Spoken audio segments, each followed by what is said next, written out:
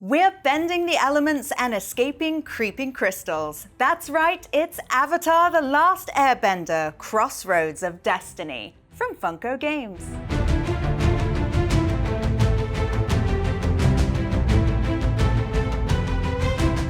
In this cooperative Crossroads caper, 2 to 4 players take the role of Team Avatar, attempting to master the elements and bring peace to the world. Each session of a game is made up of a single challenge and can be played as a one-off. Alternatively, players can embark on a journey, a series of challenges and encounters that are tracked over multiple game sessions. The players will lose a challenge if they run out of time, or if one hero in their group is defeated. But if they can complete the challenge objectives before time runs out, they win the game. Setup begins with the Book of Challenges. Place it in the middle of the play space and open it to the current challenge. For our first game, we'll start with Escape Prince Zuko. Next, set 1 cube on the top space of each enemy's strength track. In 2-player games, set them on the space labeled 2P. On the map side of the challenge, based on the icons shown, place the corresponding enemy movers and element tiles.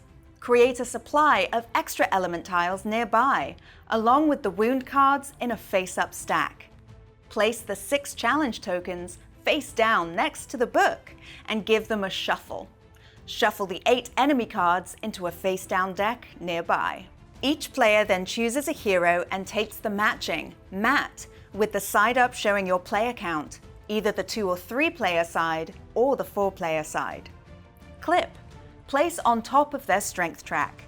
Mover and base, White Lotus token, and 22 action cards, which have a corresponding hero icon on the bottom left side. 10 of the action cards are starting cards, marked with a red S on the bottom right. Players shuffle these into a face-down draw deck to the left of the mat and draw a starting hand of 5 cards. In future games and challenges, some of the remaining 12 cards may be used, but for this first game, return them to the box. Players set their White Lotus tokens face down above the challenge tokens. They then place their hero mover on any starting space in the map, marked with a green border. Multiple movers cannot be on the same space. Finally, read the challenge's introduction, objectives, and special rules aloud. Follow any instructions for additional setup within those rules. Otherwise, you're ready to begin. Gameplay occurs in rounds, each divided into turns. First, the heroes take turns, after which the enemies take a turn. At the start of each round, one player shuffles the White Lotus tokens face down and arranges them in a column next to the book. Then, flip the tokens, revealing the turn order for the round, top to bottom. On a player's turn, they may take any number of basic actions or card actions. Basic actions require the player to discard a number of cards from their hand to activate. Card actions require them just to discard that particular card after resolving its effect. Let's look at both types of actions. Basic actions can be found on the right side of the player's hero mat, and each hero has 3. Though not all heroes have the same basic actions. Each basic action icon also has a cost of cards the player must discard from their hand in order to activate. Move. Heroes may move through and stop on spaces with tiles and tokens. Using multiple moves, a hero may pass through other heroes, but cannot stop in a space with another hero or enemy, and may not move through enemies or impassable spaces marked in red.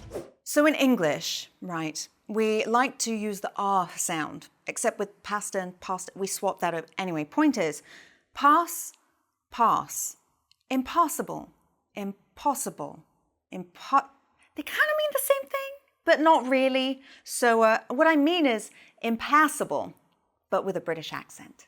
They may move into spaces with elements, but if they move into a space with fire, they take 1 damage.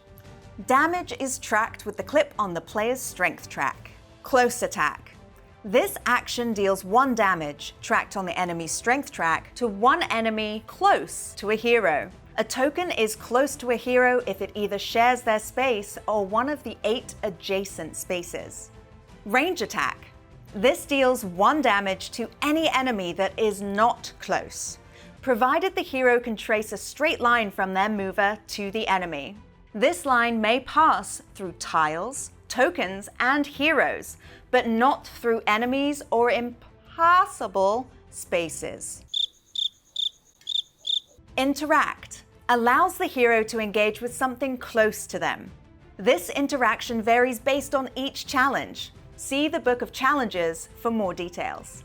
Alright, now let's take a look at the card actions. Many action cards allow a player to move and attack similar to basic actions, but sometimes in more powerful ways.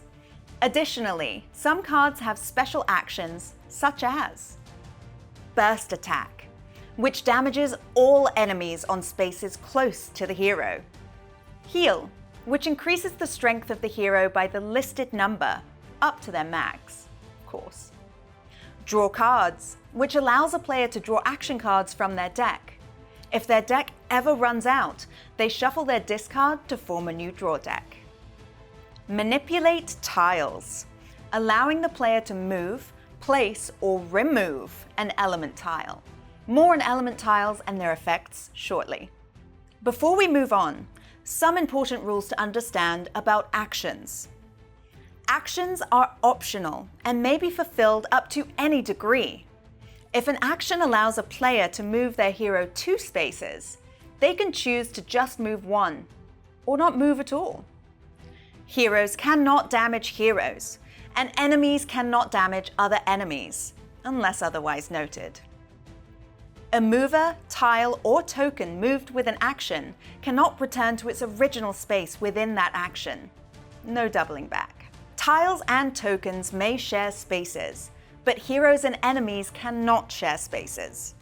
Wound cards, which are added to the top of the player's deck the first time they hit the 4 on their strength track, cannot be discarded to do basic actions, but they may be discarded in other ways, like action cards, enemy actions, etc. When damaging an enemy and lowering their strength, all enemies of that type share the same strength. In order to defeat the enemy, their strength must reach 0 on the track. When this occurs, remove all movers of that type from the book. If an enemy has an infinity symbol on the bottom of their track, they cannot be defeated, and they remain in the game until the challenge ends. Once a player has completed their actions, they take the following steps to end their turn before play passes to the next player. First, they may discard any cards of their choice from their hand. Now is a great time to get rid of that wound card if you have it. Then, the player draws cards from their deck until they have a 5-card hand. Again, if the draw deck is empty, shuffle the discard pile to form a new draw deck. Flip the White Lotus token face down, and flip one of the challenge tokens face up and resolve their effects. Either draw, where all heroes draw 1 card, special rules, which vary depending on the challenge, and blank, where absolutely nothing happens. As soon as you flip the last challenge token face up, take one of the blank tokens and place it on the highest empty space of the challenge track in the book. After placing, if all of the spaces on the track are full, the challenge ends and the players lose. Otherwise, flip all of the remaining tokens face down and then mix them up. After ending their turn, play passes to the next player in Lotus token order. Once all players have taken a turn, the enemies take a turn. Enemy actions are similar to hero actions, but are resolved with the enemy cards. To begin an enemy turn, reveal the top enemy card and resolve the actions from top to bottom, starting with the first enemy type, based on the symbol. All enemies of that type do the action, one at a time, resolved in whichever order the players prefer. When moving enemies, their movement ends at either the listed number of spaces or when they are close to a targeted hero. When enemies move heroes or fire tiles, the movement ends if they share a space. Fire tiles can only move once per enemy card.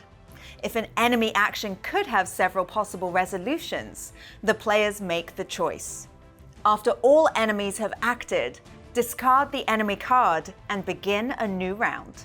And that's the basics of a round. Play continues until players either lose the challenge, which occurs if the challenge track fills or if any hero's strength reaches 0, or win the challenge by completing the objective listed in the book. The journey mode of the game features a set of games alternating between challenges and encounters, culminating in a final battle with the Fire Lord Ozai. Players use the journey tracker and set a clip on the 2 start spaces, one on the 0 space of the Team Avatar experience track, and the other on the 20 of the Fire Nation dominance track. They also set the 15 encounter cards in numerical order with the picture side up. After winning a challenge, Team Avatar gains 1 experience point for each empty space of the challenge track. The faster the win, the more experience they gain. And they also lower the Fire Nation dominance by the number next to the objective. Bonus objectives increase this number as well. Players can gain rewards such as new action cards or even new ally cards, which provide a once per challenge special ability. Players can also remove cards when they reach the grey space. Another good time to lose a wound. Encounters occur between challenges and come in 3 types. Recovering encounter, where the players play a memory game without communicating with each other. Uprising encounter, which requires dexterity and judgment to stack these tiles, pushing their luck as far as they wish for increasingly powerful rewards. And focusing encounter, where players use logic and deduction to pair the tiles and harness the elements. And that's the basics of Avatar: The Last Airbender, Crossroads of Destiny. I'm Kate Elliott, this is Good Time Society, and you are irreplaceable. No one else can be you, so go do yourself proud. Be sure to like this video, subscribe to the channel, and come back for more great games and good times.